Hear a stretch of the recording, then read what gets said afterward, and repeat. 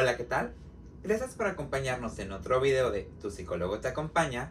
Soy Rodrigo y el día de hoy nos acompaña de nuevo el psicólogo Orlando, quien nos estará platicando acerca de qué pasa con esos errores que pueden llegar a suceder en la práctica terapéutica. Sin más, vamos con el video. Y bueno, Orlando, ¿qué nos platicarías acerca de estos errores que pueden llegar a suceder en la psicoterapia? Ok, Rodrigo. Mira, yo creo que como primer punto o para partir en general con lo que va a ser la idea de desarrollar esta temática el día de hoy es que somos seres humanos. Inevitablemente en algún momento de todo un proceso terapéutico vamos a cometer un error. Y eso no significa que seamos menos profesionales o no estemos aptos para el trabajo o aptas para el trabajo, no, sino que como todo error en sí abre una posibilidad para poder hablarlo en el proceso terapéutico, que sería lo más esperado. Que como terapeutas, si nos damos cuenta que estamos cometiendo un error o que nuestros pacientes de alguna u otra manera, consciente o inconscientemente, nos hacen ver o nos hacen denotar que estamos cometiendo un error, ya sea en técnica de interpretación, de devolución, de poder empatizar inclusive con ellos o con ellas, pues bueno, nuestra autenticidad entonces nos encaminaría a poder hablarlo y poder decir, oye, creo que está pasando algo, ¿no? ¿Qué es lo que sucede? Porque muchas veces a los pacientes o a las pacientes se les dificulta por distintos temas, por distintas figuras proyectivas que ponen sobre nosotros, como ya lo habíamos visto en el video anterior sobre la cuestión de la transferencia y contratransferencia, ¿no? Donde es difícil poder expresar que, oye, te equivocaste, o oye, no va por ahí, yo creo que va más por acá, ¿no? Y todavía se les complica esa situación. Entonces, como terapeutas, de alguna manera, como el modelamiento, pues estamos para ayudarles y a decirles, oye, creo que está pasando algo.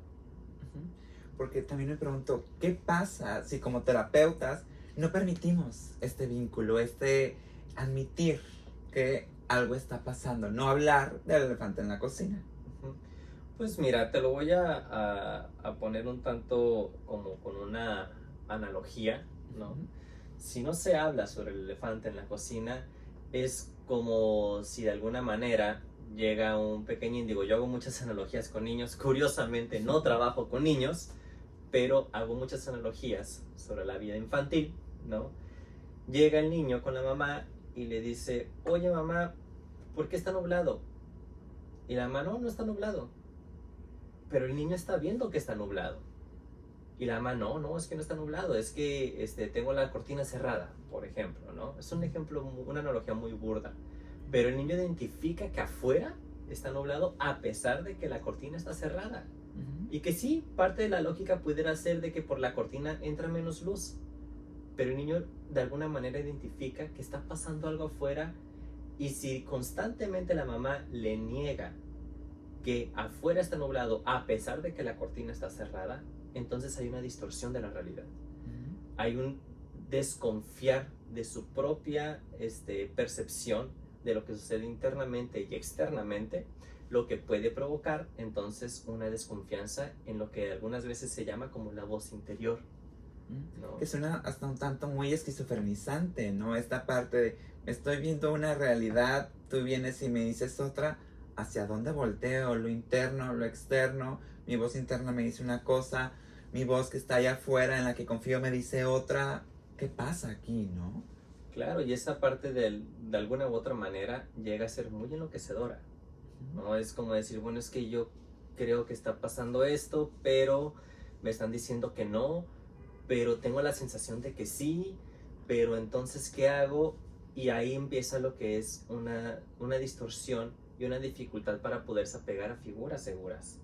Okay. Que entonces esto nos llevaría a ir generando una transferencia negativa desde la persona del consultante, ¿no? Claro, o sea, si lo estamos viendo ya en una cuestión como clínica, ¿no? Que es el objetivo prácticamente de esta charla el día de hoy, Lo que llega a suceder es que, por ejemplo, pacientes nos pueden empezar, no sé, a llegar un poco tarde, al no saber de qué hablar, ¿no? Ya cuando hay una cuestión como muy continua de es que no sé de qué hablar hoy, o te hablan y te voltean la mirada para todos lados y comentas algo y es como que no, sí, es que tienes razón, tienes razón, tienes razón. Bueno, a lo mejor el paciente de alguna u otra manera nos está expresando que está incómodo, de que hay un elefante gigante en la habitación, pero ni él se atreve a hablarlo, ni uno como terapeuta nos podemos atrever a hablar. Y aquí hay una cuestión como muy particular, Rodrigo, porque aceptar que nos equivocamos, ¿no? O admitir los errores, pues muchas veces nos puede llegar a dar en nuestro ego, ¿no? En la cuestión de decir, es que yo como terapeuta debería de tener todas las respuestas. ¿Por qué? Porque es lo que se espera. ¿Por qué? Porque para eso nos preparamos. ¿Por qué? Porque en teoría tenemos toda la literatura a nuestro favor. Pero aún así, con todas las herramientas, somos humanos. Y eso es algo que debe de quedar bien en claro. Un tanto el poder quitar el acento moral de el terapeuta debe de saber todo, sí o sí. Cuando realmente no es así. Sí hay un conocimiento que está a nuestro favor, sí hay una preparación de fondo, nuestro propio análisis o nuestro propio proceso de psicoterapia, la literatura que revisamos, algún tipo de posgrado, diplomado, no sé, algún tipo de taller que se haya tomado para poder abordar ciertas temáticas, y aún así no tendríamos por qué saberlo todo, ¿no? Entonces ahí la parte es de que si podemos aceptar el error, es también poder saber y decir, oye, soy un humano, discúlpame, tal cual, ¿no? Y por ejemplo, con esto que mencionas, ¿qué situaciones deberíamos ir trabajando para aprender a sostener cuando el otro presenta una transferencia negativa? Es decir, a veces se nos enseña más a sostener la crisis del otro cuando no tiene que ver con uno. Es decir, viene en un proceso de duelo, está en crisis existencial, está en algo que sucede de aquí para allá. Pero ¿qué pasa cuando el otro viene y dice, no, es que mi crisis no está allá afuera, mi crisis es aquí dentro del consultorio y es contigo?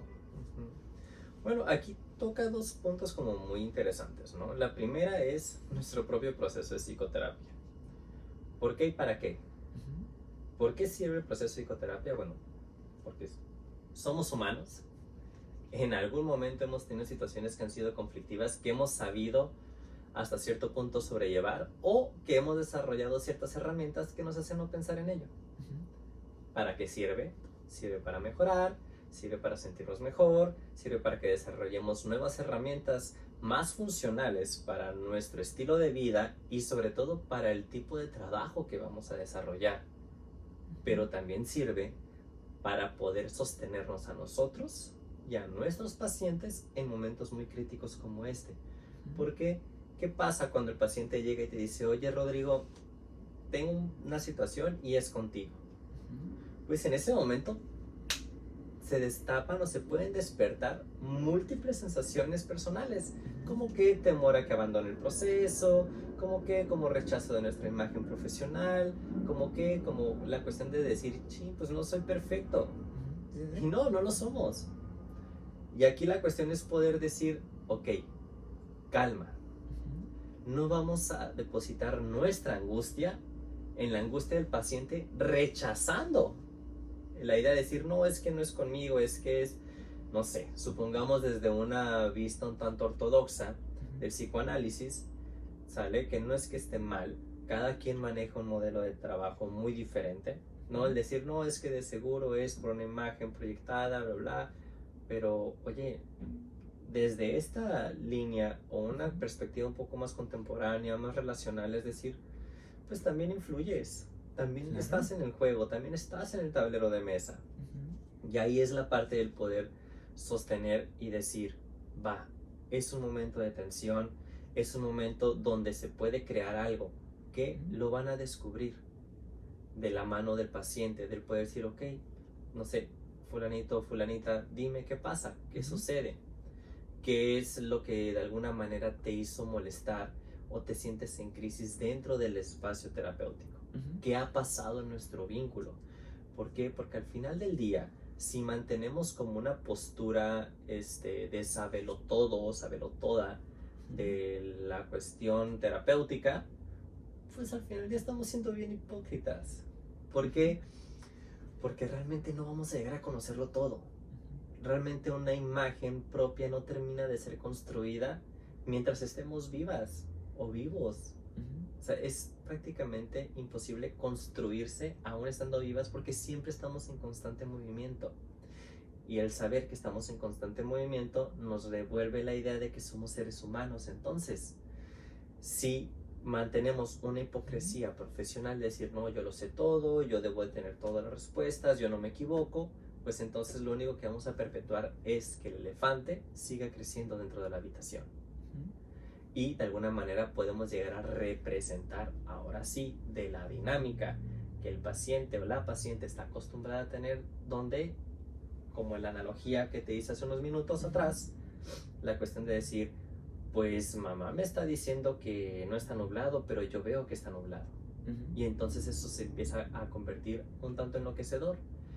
La cuestión del poder sostener esa parte es una cuestión un tanto, sí, complicada, debo admitir. ¿Por qué? Porque como seres humanos nos despiertan emociones, nos despierta pasiones, por cuestión de decir pasión como una cuestión de tal vez resentimiento, enojo, odio inclusive, pero, y aquí viene el famosísimo pero, y lo que nos va a diferenciar es poder sobrevivir a la destrucción del objeto, por así decirlo, del decir, no somos perfectos.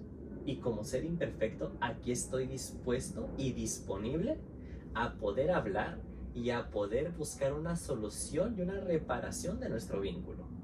Y esa parte por sí misma va a ser muy terapéutica, porque entonces nuestros pacientes van a poder entender que es sano y es válido estar como en discordia, por así decirlo, con las ideas de otra persona, y que eso no significa que precisamente necesite cerrar el vínculo.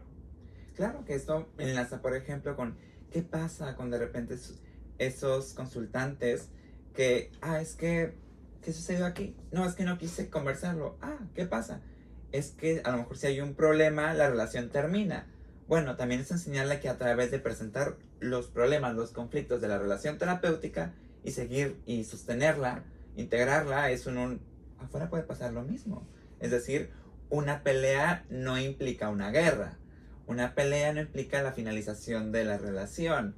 Una pelea no implica como este Amargeón, ¿no? Que de repente es como, se fantasea de repente mucho desde el, no es que si hay un conflicto ya no va a ser perfecto y si no es perfecto todo se desmorona.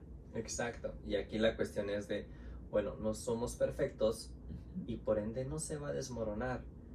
Pero, y aquí en el famosísimo pero, ¿no? Si ambas partes llegan a la conclusión que aún después de haber hablado el conflicto no están en la sintonía de querer continuar, también es sano.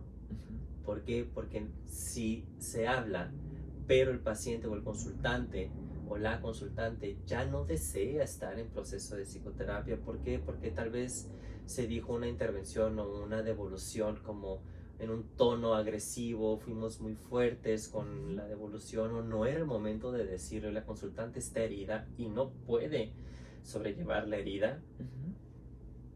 Entonces lo más sano va a ser que cierre el proceso para que entienda que allá afuera, aunque se hablen las cosas, no significa que se deba de continuar, sino que se pueda tener un cierre desde, y va a sonar tal vez muy a cliché o muy romantizado, pero desde el amor y no desde el odio. Porque entonces si cerramos desde el odio es lo más sencillo de separarse de alguien. Pero si hacemos un cierre del amor y decir, ok, porque te respeto, porque eres importante para mí, pero así como tú eres importante para mí, yo también soy importante y yo también me respeto, decido partir. Pero con esto al menos entendido de qué fue lo que pasó. Claro, es más sencillo un divorcio desde el amor que desde el odio. Así es. Y sabes, ahorita que mencionabas esto, me remonta cuando mencionaste la parte del psicoanálisis ortodoxo a cuál es la imagen que culturalmente también se vende de qué implica esta imagen del terapeuta, psicoterapeuta, psicoanalista, analista, de qué va representando, ¿no? Este arquetipo, por decirlo de alguna forma. Ok, digo, es algo bien, lo voy a decir de una manera como coloquial, ¿no? Que yo diría, es algo bien chistoso, ¿sale? ¿Por qué es chistoso? Porque pareciera que automáticamente, en cuanto dices, voy a estudiar psicología, o estoy estudiando psicología, o estoy estudiando para ser psicoterapeuta, es como, no, wow, o sea, llegas y ya estás en otra posición culturalmente hablando. No me analices. Exacto, no me analices, no nos vaya a analizar, no nos vaya a leer nuestro comportamiento, de seguro ya está analizándonos múltiples aspectos que se nos adjudican, que un tanto en broma y broma, pero realmente se expresa lo que culturalmente se piensa, consciente o inconscientemente, sobre la posición del psicoterapeuta. En ese sentido, la posición del psicoterapeuta es una posición, entre comillas, te lo voy a decir, privilegiada, y con una cuestión como doble moralista. ¿Por qué? Porque se espera que el psicoterapeuta nos ayude, pero donde el psicoterapeuta se equivoque, o donde el psicoterapeuta se enoje en la calle o una reunión, lo que sea, entonces viene una serie de comentarios de ataque. Y aquí muchas veces es poder entender que sí somos psicoterapeutas, que sí estamos preparados en su mayoría para poder sobrellevar ciertas situaciones de la vida. También la realidad es que somos humanos. O sea, eso es lo primordial que siempre hay que tener en claro cuando entremos con un paciente. Antes de entrar a la consulta es recordar, soy un ser humano y como ser humano me puedo equivocar, como ser humano no soy perfecto, como ser humano estoy decidiendo ser psicoterapeuta, pero eso no significa que debe tener una respuesta como culturalmente se espera. Si podemos quitar el peso cultural, entonces va a ser más sencillo poder decir, oye, ¿sabes qué? Creo que me equivoqué.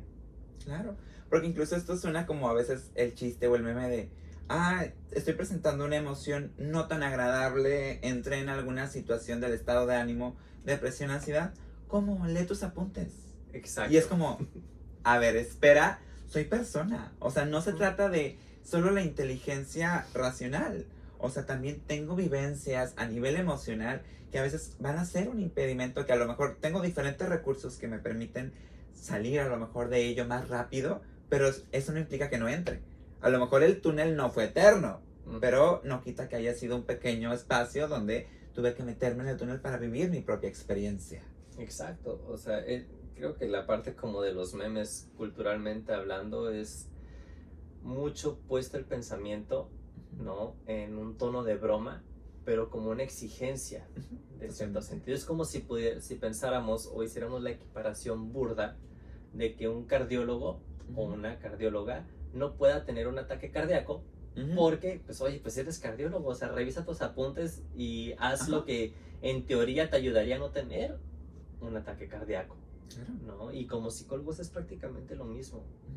O sea, no nos podemos manejar en una imagen del decir culturalmente, se espera esto de mí y esto yo debería de ser, porque entonces entra una parte muy rígida y muy inflexible en nuestra manera de trabajar y nos aleja de un vínculo que es más auténtico, que es más humano.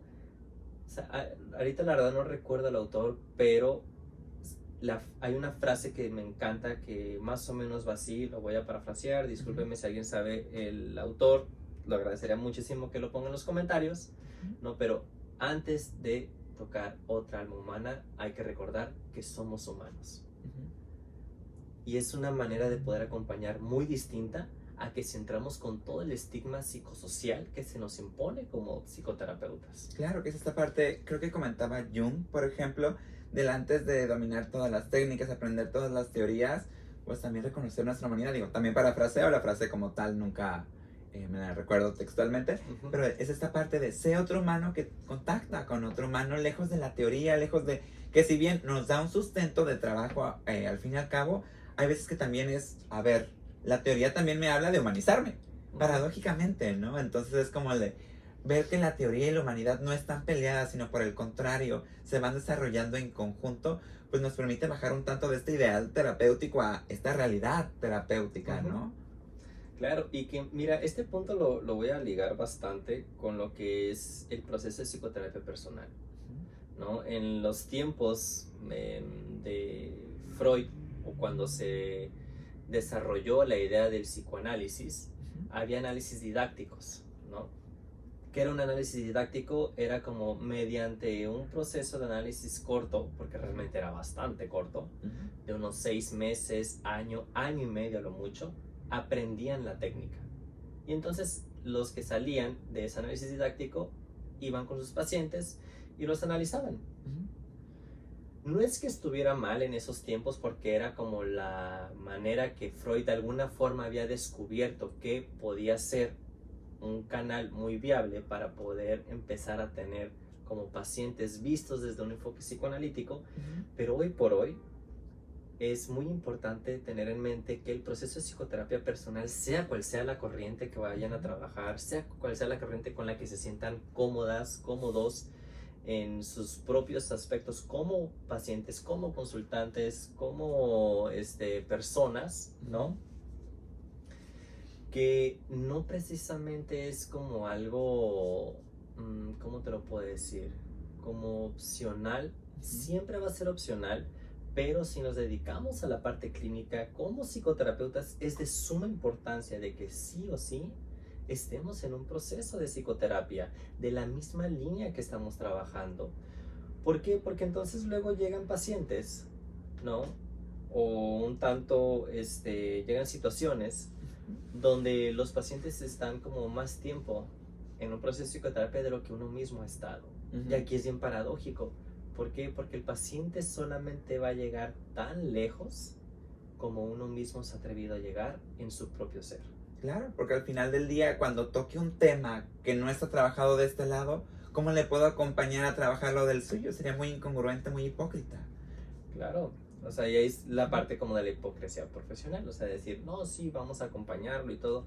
Ok, sí, podemos tener la teoría, pero la vivencia, o sea, de alguna manera, aunque seamos empáticos o empáticas, el poder saber, ok, yo he estado en una situación así, yo me he sentido de esta manera. O sea, muchas veces a mí en procesos con mis pacientes me ha sucedido de que, por ejemplo, tuve un paciente que estaba tomando ansiolíticos, y mi paciente, después de, no sé, estar en proceso como unos 8 o 9 meses, me dice, hoy por fin me retiraron los medicamentos. Y cuando él me lo dijo, conectó inmediatamente conmigo y dije, wow, o sea, es que se siente muy padre poder decir, ya no necesito un medicamento para poder estar bien, para poder sentirme tranquilo y poder como funcionar aparentemente normal ante los demás, ¿no? Y entonces es poder compartir el mismo gusto. Sí, muchas veces es de que no vamos a tener las mismas experiencias que otros o que nuestros pacientes, pero, de aquí en el famosísimo pero, las emociones fluctúan en una tonalidad. Claro, digo, al final del día, decía un existencialista, nada del humano me es ajeno. Es decir, a lo mejor la experiencia acá afuera vivida en el chismecito es muy diferente. Pero si le rascamos a la experiencia más pura de la emoción, es, bueno, a lo mejor no me enoja lo que a ti, pero he vivido el enojo. Entonces no conecto desde la vivencia, sino desde la emoción de mi enojo, tu enojo. Es inevitable, porque al final del día, como humanos, seguramente habremos presentado o vivido una emoción, a lo mejor en un contexto completamente diferente, pero que nos permite enlazar desde la raíz, ¿no? Que esto también me lleva a ir comprendiendo que también, aunque las universidades de la parte más formativa nos soliciten X cantidad de horas, o por ejemplo algunas universidades de estar en psicoterapia, la cantidad del tiempo de la licenciatura, pues si vamos a dedicarnos a esto, no se termina. Y es decir, sí, a lo mejor me solicitaron tantas horas, sí, a lo mejor me solicitaron el proceso mientras me formé, pero bueno, ¿qué pasa en el día a día, no? Que sería tocar esta parte del análisis terminal e interminable de, a ver, si estoy acompañando a un otro y también estoy viviendo mis propias experiencias, ¿por qué no seguirme trabajando en psicoterapia, aunque mi formación académica, porque al menos desde la parte académica termina, pero realmente para la vida nunca termina?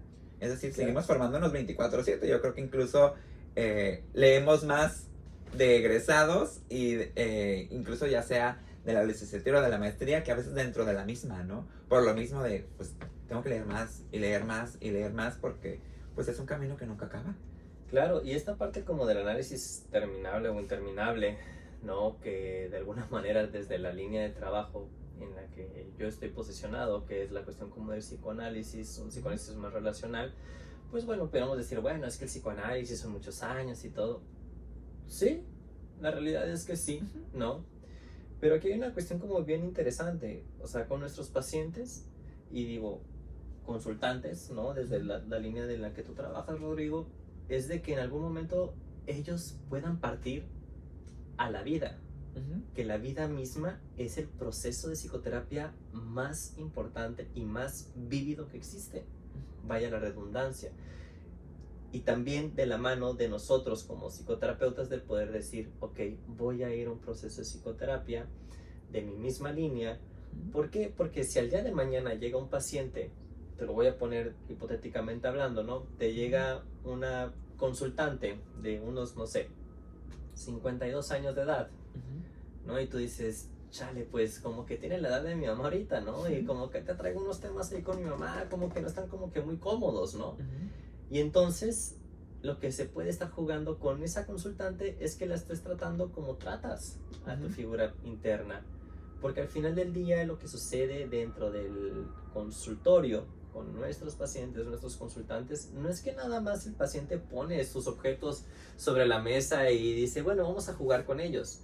Uno mismo también coloca sus propios objetos internos y conviven y juegan y se entrelazan y entonces van intercambiando ideas y se van co-construyendo y se va armando un nuevo escenario. Pero si nosotros como terapeutas, como seres humanos, hay áreas de nuestra vida que no hemos trabajado, muchas veces vamos a tener puntos ciegos muy importantes que pueden llegar a entorpecer el proceso de nuestros propios pacientes. Claro, entonces al final del día comprender que también invertir en mí, somos psicólogos, somos psicoterapeutas, es invertir también en mi herramienta de trabajo. No tengo que comprar herramientas en aquella tienda, por el contrario, tengo que crearlas aquí a través de un vínculo con un otro, en consulta con un otro, ¿no? Así es, o sea, al final del día nuestra propia vida personal, anímica, afectiva, profesional, es nuestra herramienta de trabajo. El ir a psicoterapia más allá de es que me lo están solicitando por parte de X o Y institución, es una cuestión más de decir, estoy invirtiendo en psicoterapia, ¿por qué? Porque quiero sentirme bien, porque quiero mejorar como ser humano, porque sé que hay muchas áreas en las que puedo explorar y porque sé que mis pacientes lo van a necesitar. Claro, y desde ahí, pues súper importante hacer este clavado, ¿no? Y pensarme en, ¿realmente lo hago por la institución, como decías? ¿Lo hago para mí, para poder después trabajarlo? Creo que sería un punto de autorreflexión muy importante para quienes nos están viendo allá en casa. Y bueno, ya lo saben, si el video les gustó, denle like, compartan, háganos llegar sus comentarios, dudas, sugerencias a través de los comentarios o de las diferentes redes que manejamos. Sin más, bueno, muchas gracias Orlando por acompañarnos y compartirnos toda esta información. No sé si gustas comentar algo al público que nos ve. De nada, primero que nada agradecerte Rodrigo por la invitación, por la confianza en la parte de mi óptica o mi manera de vivir la psicoterapia, y yo solamente diría a la persona que esté viendo este video, siempre continúen leyendo, siempre continúen cuestionando qué es lo que quieren hacer y desarrollen su propia voz como psicoterapeutas, como individuos, porque eso es lo más importante al final del día, ser ustedes mismos en autenticidad como psicoterapeutas y como seres humanos. Ahí lo tienen. Muchas gracias y ya saben, síganos en este canal, suscríbanse y nos vemos el próximo video de Tu Psicólogo Te Acompaña. Bye bye.